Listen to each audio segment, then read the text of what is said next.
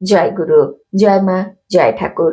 আমরা পুজো করতে বসলেই আমাদের মন এদিক ওদিক দৌড়ে বেড়ায়। সেই চঞ্চল মনকে শান্ত করার জন্য খুব সহজ সমাধান দিয়েছেন পূজনীয় শ্রীমৎ স্বামী প্রেমেশানন্দজি মহারাজ।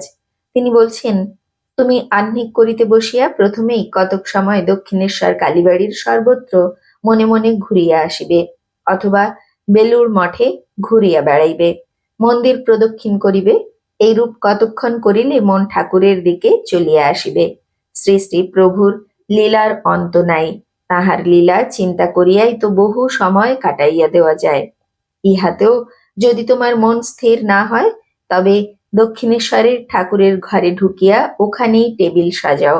তারপর ঠাকুর, নরেন্দ্র, রাখাল, বিশুদ্ধানন্দ, প্রেমেশানন্দ প্রভৃতি কুটুম্বকে নিয়া খেলাটি চালাইতে থাকো।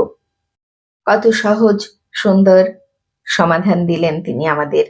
আমরা যেন এভাবেই ঠাকুরের শ্রীচরণ তলে নিজেদের মনটাকে সদা সর্বদা ধরে রাখতে পারি। তার নিত্য লীলার সঙ্গী করে নিন তিনি আমাদের, এই প্রার্থনাই করি তার শ্রীচরণ তলে।